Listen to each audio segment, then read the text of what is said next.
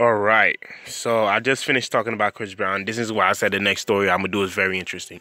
Well, would you look at who's on the cover of Maxim magazine? Now, Maxim magazine is supposed to be an underwear magazine, you know, for women and all that stuff, who are models, and none other than Charlie, the AIDS spreading, HIV spreading Sheen, or Carlos, whatever his Spanish name is. He is a white Latino.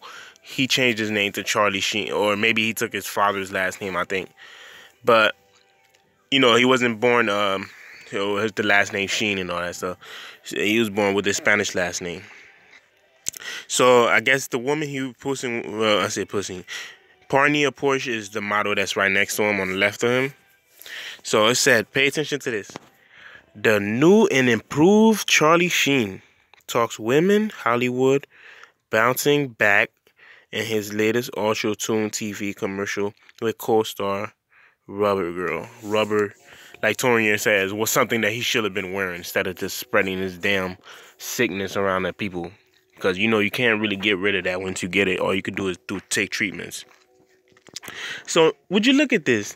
Charlie Sheen did all of that. He was basically what he was doing was attempted murder, because you could die from HIV and AIDS and, you know, STDs, sexually transmitted diseases.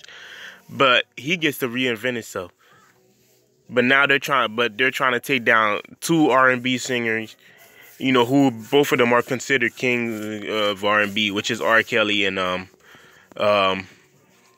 Chris Brown. And you know, they're not gonna let your history slip away when you're a black person, especially a black male. Because what what R. Kelly did was 20 years. Yeah, it was very sick, and I cannot defend that at all. But that was over 20 years ago. He was acquitted for that in the 90s, and then he was acquitted against the 08 for child pornography.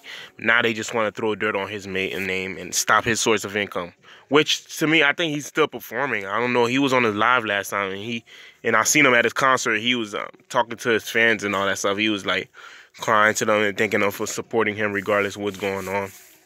You know, they're still investigating. The only thing they could get him is for kidnapping. But Jocelyn and Azriel, they said they want to be where they are. And I guess the only thing they could really get him is tax evasion or not paying taxes, because he owed like, I think, $20 million in taxes or something like that. You know, I don't know what he gonna do about that. That's a lot of damn money. But, you know, it's funny how these white men or white Latino, he's still white, like Charlie Sheen, get to reinvent themselves and all that stuff and become new and become on magazine and all that stuff. The sad part is I'm pretty sure this man still got what he has.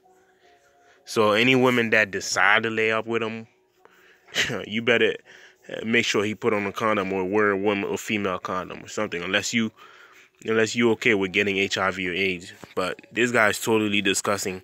And I used to watch 2.5 Men too. That is until it canceled it, and then Ashton Kutcher took over, which, you know, it was basically done after that. And that's why I'm glad that it's not even on air anymore. But I'm pretty sure he's still getting money from residuals and people watching the reruns. But you guys let me know what you think in the comments. Subscribe, share the video. I'll talk to you in the next one.